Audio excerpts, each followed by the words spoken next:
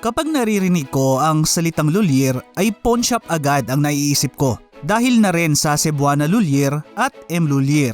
Kala ko nga dati na salitang Banyaga to na ang ibig sabihin ay sanglaan. Kailan ko lang nalaman na apelyido pala to ng isa sa pinakamayamang pamilya sa Cebu. At kung interesado rin kayong malaman ang kwento ng pamilyang to at ng mga matagumpay nilang pawn shop, yan ang pag-uusapan natin sa video na to mga kasangkay. Aalamin natin ang kasaysayan ng Cebuana at M. Lulier at ng pamilyang nasa likod nito. Pero bago tayo magsimula ay iniimbitahan kitang mag-subscribe kung bago ka lang sa aking channel at mahilig ka sa mga ganitong content. Pakiclick na rin ang bell icon para lagi kang updated kapag nag-upload ako ng mga bago kong video.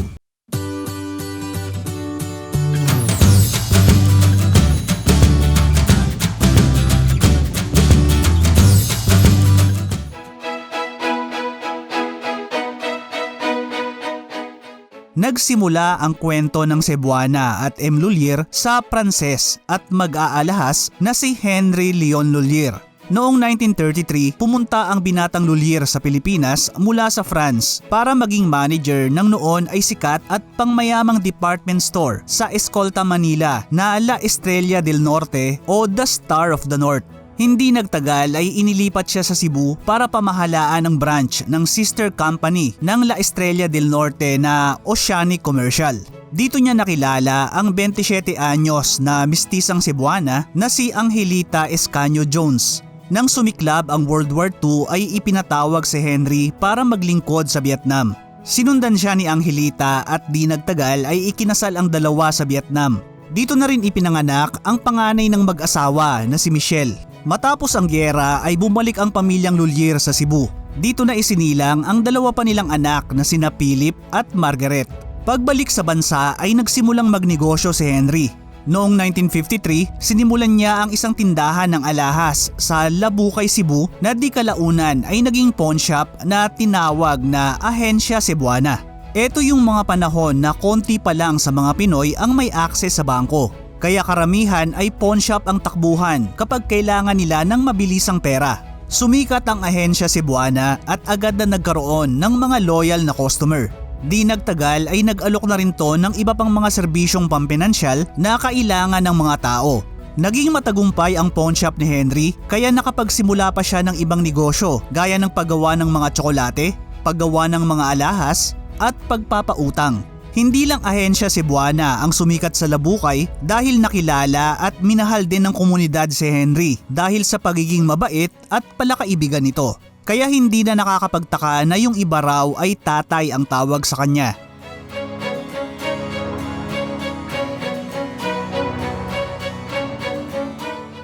Dahil sa tagumpay ng Ahensya Cebuana sa Labukay ay nagawa ni Henry na mag-expand at magbukas pa ng mga branches nito sa Cebu. Ipinamana naman niya ang mga negosyo niya sa dalawang anak na lalaki. Napunta sa panganay na si Michelle ang negosyo sa serbisyong pampinansyal samantalang napunta naman sa pangalawang anak na si Philip ang pawn shop na Ahensya Cebuana. Si Philip Jones Lulier ay nakapagtapos ng management degree sa De La Salle University noong 1968. Nakakuha rin siya ng Gemology Diploma mula sa International Gemological Institute of Antwerp noong 1970 at sa Gemological Institute of America noong 1971. Si Philip ang nakaisip na mag-expand ang Ahensya Cebuana sa labas ng Cebu. Noong 1969, dinala niya ang Ahensya Cebuana sa Maynila nang binuksan ang pinakauna nitong branch sa Libertad Street sa lungsod ng Pasay. Naging matagumpay ang expansion at nakilala rin ang Ahensya Cebuana sa Maynila. Noong 1980 ay itinayo ni Philip ang pinakaunang pawn shop na bukas tuwing araw ng linggo, ang Cebu Pawn Shop. Noong namang 1982 ay nagbukas pa siya ng dalawang pawn shop, ang Sanglaan Cebuano at P. Lulier Pawn Shop. Kaya nung mid-1980s ay meron ng 4 na pawn shop si Philip sa Metro Manila. Noong 1987, para sa balak na nationwide expansion ay opisyal na pinalitan ang pangalan ng mga pawn shop ni Philip sa mas kilala natin ngayon na Cebuana Lulier na pinagsamang pangalan ng pinanggalingan nitong lugar at ng pamilyang nagsimula nito.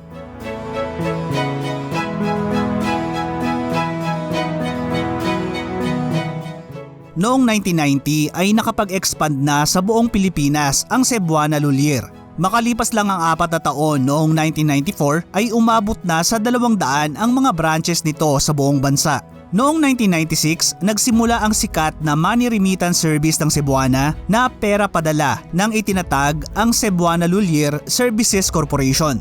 Di nagtagal ay nag-alok na rin ang Cebuana ng microinsurance at nagtayo ng sarili nitong bangko na Cebuana Lulier Rural Bank. Noong 2000 ay gumawa ng kasaysayan ang kumpanya nang binuksan ang ika-700 branch nito at kinilala bilang largest chain of pawn shops ng Guinness World Records. Noong 2009, Cebuana ang pinakaunang pawn shop sa bansa na gumamit ng computer para mapabilis ang kanilang operasyon. Cebuana rin ang pinakaunang pawn shop at remittance company na nagkaroon ng loyalty rewards program na tinawag nilang 24 Key Rewards noong 2010. Noong 2022 ay umabot na sa 20 milyon ang miyembro ng 24K Rewards Program. Para mapagsilbihan pa ang mga overseas Filipino workers o OFW ay binuksan ng Cebuana ang pinakauna nitong international branch sa Hong Kong noong 2013. Noong 2015 ay nagtayo rin to ng marketing office sa Dubai para naman sa mga OFW sa Middle East. Gaya ng ibang malalaking kumpanya ay kumuha rin ang Cebuana ng mga sikat na celebrity endorsers gaya ni Sara Geronimo noong 2008, Coco Martin noong 2013 at Alden Richards noong 2016. Noong 2020 ay inilunsad ng Cebuana ang sarili nitong mobile application na eCebuana na pinagsamang e-wallet at banking app. Ang parent company ng Cebuana na PJ Lulier Incorporated o PJLI ay isa na ngayong conglomerate na nagmamay-ari ng iba't ibang kumpanya ng pamilya ni Philip Jones Lulier.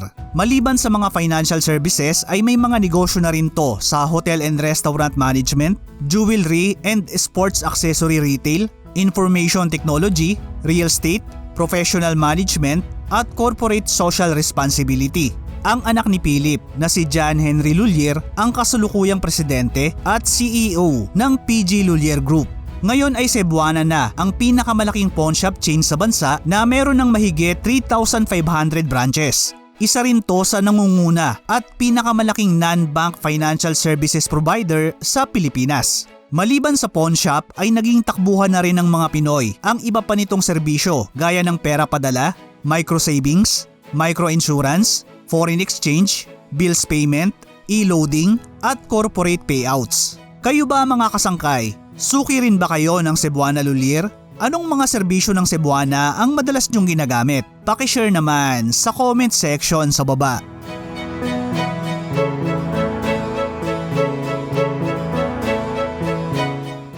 Bagamat masasabing isa lang ang pinagmulan, ay naging magkalaban ang mga kumpanya ng dalawang anak ni Henry Lulier. Napunta kay Philip Jones Lulier ang ahensya Cebuana na napalaki niya sa kasalukuyang Cebuana Lulier. Samantalang napunta naman sa mas matandang si Michelle Jones Lulier ang financial services business ng ama. Nagtapos si Michelle sa De La Salle University ng kursong Business Administration. At gaya ni Philip ay naging malaking inspirasyon din kay Michelle ang negosyo ng ama. Pero hindi niya ginamit ang pangalan ng ahensya Cebuana. Bagkus ay nagdesisyon siya na magsimula ng sarili niyang kumpanya. Noong 1980s ay itinayo niya kasama ang asawa na si Amparito Llamas Lulier ang pinakaunang M. Lulier sa pinakamatandang kalye sa Pilipinas na Colon Street sa Cebu. Gaya ng ahensya Cebuana, nagsimula ang M. Lulier bilang pawn shop at tindahan ng mga alahas. Di nagtagal ay nagsimulang dumami ang mga M. Lulier sa Cebu hanggang sa nakapag-expand na rin to sa Maynila. At mula nga noon ay nagtuloy-tuloy na ang paglago ng M. Lulier hanggang sa naging isa na to sa pinakamalaking pawn shop chain sa bansa at naging matinding karibal ng Cebuana Lulier.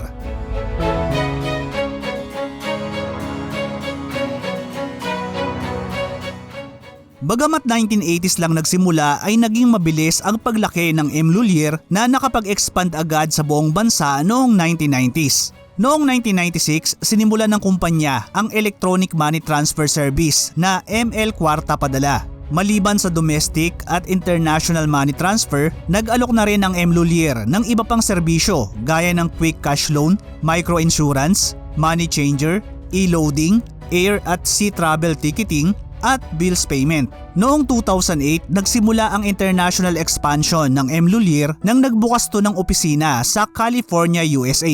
Ngayon ay meron na tong 20 branches sa California at 2 sa Nevada. Noong 2016 ay inilunsad ng M. Lulier ang sarili nitong loyalty program na ML Diamond Card.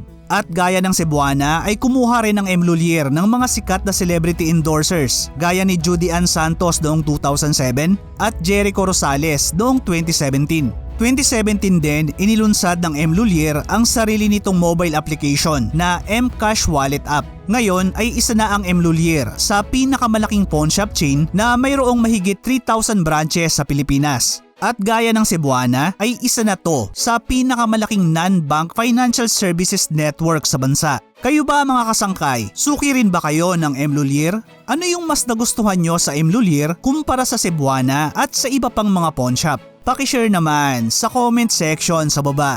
Mula sa tagumpay ng M. Lulier, isinilang ang conglomerate na M. Lulier Group of Companies na nagmamay-ari ng iba't ibang kumpanya ng pamilya ni Michelle at Amparito Lulier. Maliban sa financial services ay may mga interest na rin ang ML Group sa property development and construction, logistics, farming and food manufacturing, bottled water, at wine and gourmet products distribution. ML Group din ang nagpapatakbo ng pinakamalaking zoological park sa bansa na Cebu Safari and Adventure Park na itinayo noong 2017 sa Carmen, Cebu.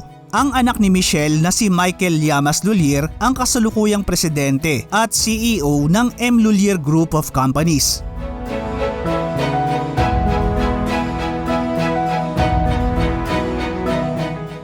Bagamat dalawa ang sumikat na pawn shop ng mga Lulier, alam nyo ba mga kasangkay na may isa pang pawn shop na Lulier din ang pangalan? Pamilyar ba kayo sa Henry Lulier o H. Lulier Pawn Shop? Di ko lang alam kung aktibo pa to pero ayon sa website nito ay konektado rin to sa pamilyang Lulier ng Cebu.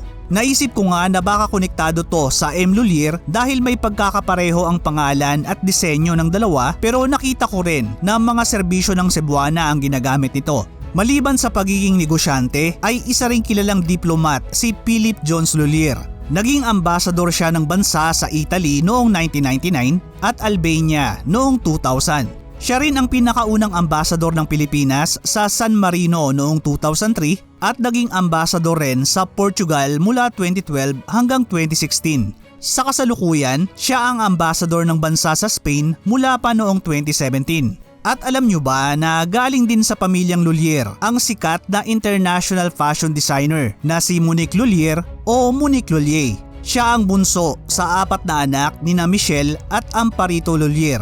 Nakilala si Monique sa kanyang mga celebrity wedding at red carpet gowns. Marami na siyang nabihisang mga celebrity gaya ni Blake Lively, Demi Lovato, Gwyneth Paltrow, Reese Witherspoon, Michelle Obama, Jennifer Lopez at Taylor Swift. Ilan pa sa kilalang miyembro ng pamilyang Lulier ay ang apo ni Philip na si Daniel Lulier Miranda, isang race car driver at asawa ng aktres na si Sofia Andres. Noong nakaraan lang ay naging usap-usapan din sa social media ang apo ni Michelle at founder ng Bisaya Brew na si Matthew Lulier dahil sa di umano'y relasyon nito sa aktres na si Chi Filomeno. Noon pa man ay taga-suporta na ng sports sa bansa ang pamilyang Lulier lalo na sa basketball. Noong 1986 ay naging parte ang M. Lulier ng Philippine Amateur Basketball League o PABL kung saan nakilala sila bilang M. Lulier Crispa at Lulier Jewelers. Ilan sa mga sikat na player na naglaro para sa team sina Samboy Lim, Jojo Lastimosa at Rick Marata. Nakilala naman ang Cebuana Lulier sa team nito na Cebu Gems na naglaro sa Metropolitan Basketball Association o NBA mula 1998 hanggang sa pagsasara ng liga noong 2002. Ilan sa mga kilalang player ng Cebu Gems sina Dondon Hontiveros, Rob Wainwright at Mark Pingris. Hindi rin nakalimot ang mga Lulier na ibahagi ang mga biyayang natanggap nila sa mga nangangailangan. Itinatag ng PG Lulier Group ang Cebuana Lulier Foundation na nakapagtayo na ng mahigit 100 ALS Community Learning Center sa buong bansa at namimigay ng scholarship sa mga mahihirap na estudyante. Itinatag naman ng M. Lulier ang ML Cares Foundation na nakilala naman sa kanilang mga livelihood, Adapa School, tree planting at community health programs. Ngayon ay kilala ang pamilyang Lhuillier sa kanilang reputasyon bilang pawn shop royalty ng bansa at kung paano nila binago ang industriya ng pawn shop sa Pilipinas. Maraming salamat sa muling pagsama hanggang sa dulo ng video natin mga kasangkay. Ano ang masasabi nyo sa kwento ng mga Lhuillier? Pakishare naman ng mga kwentong Cebuana at M. Lhuillier ninyo sa comment section sa baba. Pakiclick na rin yung like button kung nagustuhan nyo yung content na to. Hanggang sa susunod na video mga kasangkay. Thank you for watching.